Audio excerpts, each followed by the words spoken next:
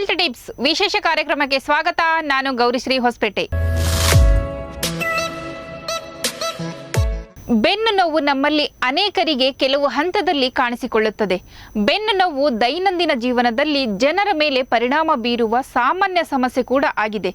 ದೀರ್ಘಕಾಲ ಕುಳಿತುಕೊಳ್ಳುವುದು, ವಿಶೇಷವಾಗಿ ಒಂದೇ ಸ್ಥಳದಲ್ಲಿ ಕುಳಿತು ಕೆಲಸ ಮಾಡುವುದು, ದೈಹಿಕ ನಿಷ್ಕ್ರಿಯತೆ ಇವೆಲ್ಲವೂ ಬೆನ್ನು ನೋವಿಗೆ ಕಾರಣವಾಗಬಹುದು. ಯಾರಾದರೂ ಈ ಸಮಸ್ಯೆಯಿಂದ ಬಳಲುತ್ತಿದ್ದರೆ ಎದ್ದೇಳುವುದು ಮತ್ತು ಕುಳಿತುಕೊಳ್ಳುವುದು ಸೇರಿದಂತೆ ದೈನಂದಿನ ಜೀವನದ ಸಾಮಾನ್ಯ ಚಟುವಟಿಕೆಗಳನ್ನು ಮಾಡಲು ಸಹ ಕಷ್ಟವಾಗುತ್ತದೆ. ಇನ್ನು ಈ ಸಮಸ್ಯೆಗೆ ನಾವು ಮನೆಮದ್ದಿನಿಂದ ನಿವಾರಣೆ ಮಾಡಿಕೊಳ್ಳಬಹುದು. ಹೇಗೆ ಅಂತೀರಾ? ತೋರಿಸ್ತೀವಿ ನೋಡಿ. ಹೀಟಿಂಗ್ ಪ್ಯಾಡ್ ಅನ್ನು ಬಳಸುವುದು ಬೆನ್ನು ನೋವನ್ನು ಕಡಿಮೆ ಮಾಡಲು ಸಹಾಯ ಮಾಡುತ್ತದೆ. ಹೀಟಿಂಗ್ ಪ್ಯಾಡ್ ಅನ್ನು ಸೊಂಟದ ಮೇಲೆ ಇರಿಸಿ ಇದರಿಂದ ರಕ್ತ ಪರಿಚಲನೆ ಹೆಚ್ಚಾಗುತ್ತದೆ ಮತ್ತು ಸ್ನಾಯುಗಳು ರಿಲೀಫ್ ಪಡೆಯುತ್ತವೆ. ಇದು ಚಳಿಗಾಲದಲ್ಲಿ ಅಥವಾ ಸ್ನಾಯುಗಳಲ್ಲಿನ ಸಂಧಿವಾತಕ್ಕೆ ವಿಶೇಷವಾಗಿ ಪ್ರಯೋಜನಕಾರಿಯಾಗಿದೆ.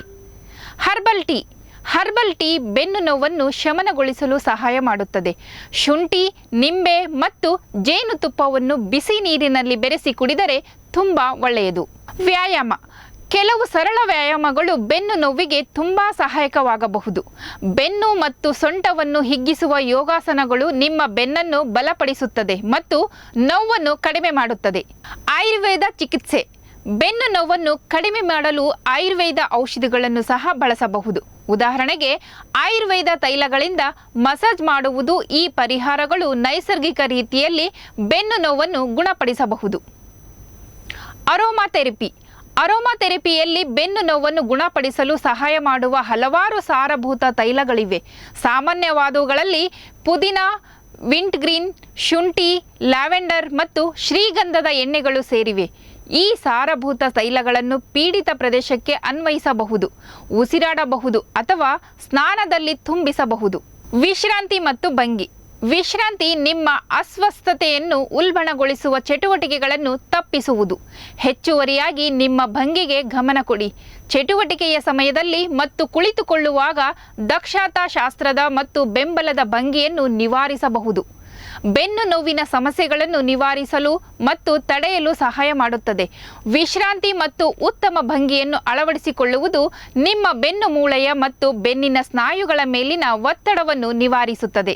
ಶಾಖ ಮತ್ತು ಶೀತ ಚಿಕಿತ್ಸೆ. ಬಿಸಿ ಮತ್ತು ತಣ್ಣನೆಯ ಚಿಕಿತ್ಸೆಯ ನಡುವೆ ಪರ್ಯಾಯವಾಗಿ ಬೆನ್ನು ನೋವನ್ನು ನಿವಾರಿಸಲು ಪರಿಣಾಮಕಾರಿ ಮಾರ್ಗವಾಗಿದೆ. 15-20 ನಿಮಿಷಗಳ ಕಾಲ ಬಿಸಿ ಸಂಕುಚಿತತೆಯನ್ನು ಅನ್ವಯಿಸಿ ನಂತರ 10-15 ನಿಮಿಷಗಳ ಕಾಲ ಕೋಲ್ಡ್ ಕಂಪ್ರೆಸ್ ಮಾಡಿ. ಶಾಖ ಚಿಕಿತ್ಸೆಯು ರಕ್ತನಾಳಗಳನ್ನು ಸಡಿಲಗೊಳಿಸುತ್ತದೆ ಮತ್ತು ಹಿಗ್ಗಿಸುತ್ತದೆ, ರಕ್ತದ ಹರಿವನ್ನು ಸುಧಾರಿಸುತ್ತದೆ ಮತ್ತು ಸ್ನಾಯುವಿನ ಬಿಗಿತವನ್ನು ಕಡಿಮೆ ಮಾಡುತ್ತದೆ.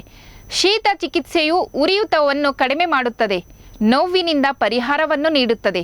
ಜೀವನ ಶೈಲಿಯ ಬದಲಾವಣೆಗಳು.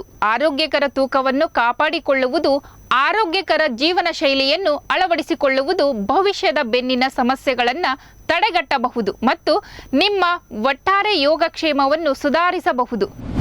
ವೀಕ್ಷಕರೇ, ನೋಡಿದ್ರಲ್ಲ ಯಾವ ಅಭ್ಯಾಸಗಳನ್ನು ರೂಢಿಸಿಕೊಂಡರೆ ಬೆನ್ನು ನೋವನ್ನು ಕಡಿಮೆ ಮಾಡಬಹುದೆಂದು.